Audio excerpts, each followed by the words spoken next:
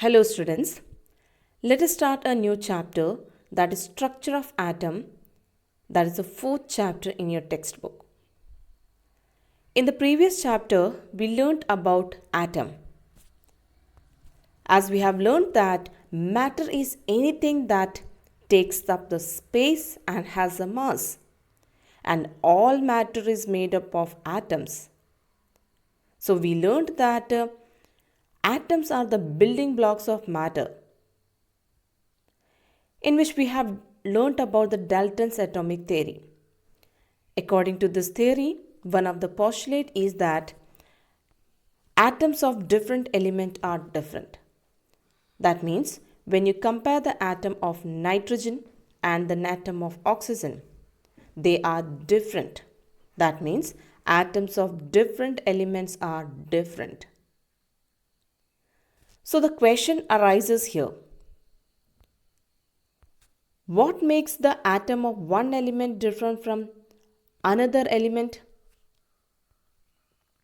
And are atoms really indivisible as proposed by the Dalton, or there are smaller constitute inside an atom?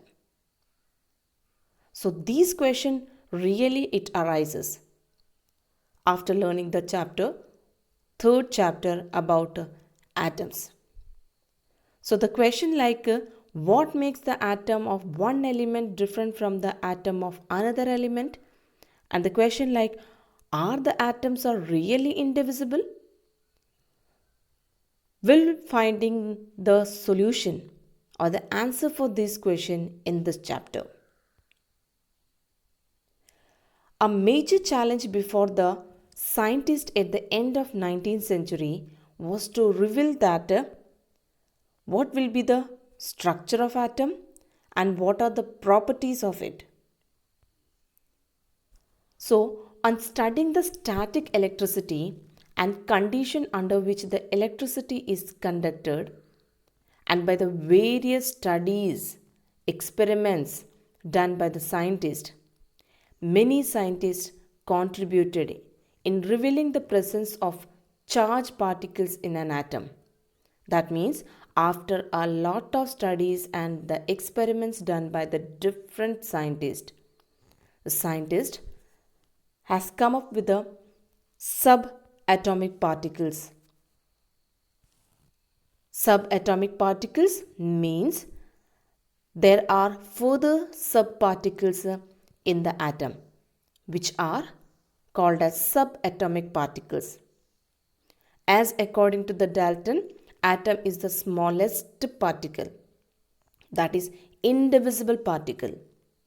But after the studies and the experiments done by the different scientists, it come up with the subatomic particles. That is, atom have a smaller particle that is present in this, which are called as subatomic particles.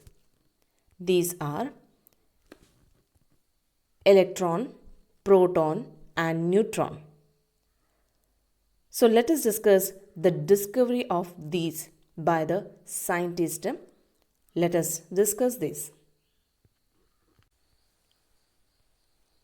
Electron was discovered by J.J. Thomson at the end of 19th century during the studies of passage of electricity through gases at extremely low pressure. These experiments were known as discharge tube experiment. And we know that the electrons are negatively charged particles. So J.J. Thomson was able to discovered a negatively charged particle present in the atom called as electron. The presence of negative charge electron in an atom suggests that there must be some positive charge particles also, because an atom is electrically neutral. So, in 1836, E. Goldstein discovered the presence of positive charge particles streaming behind the cathode in the discharge tube experiment. These particles, which is positively charged, are named as proton. Later on, Chadwick in 1932 discovered electrically neutral particle as one of the particles of an atom.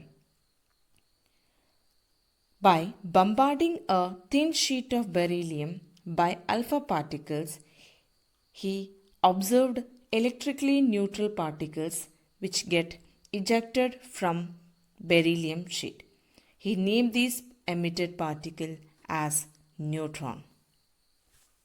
Since after the discovery of the subparticles in an atom, next the question arises how these particles are arranged in the atom. So there should be a model for an atom. So the scientists were trying to give up the model for atom. So the different scientists have proposed different models. So the atomic model which we'll be going to discuss in the next video proposed by different scientists.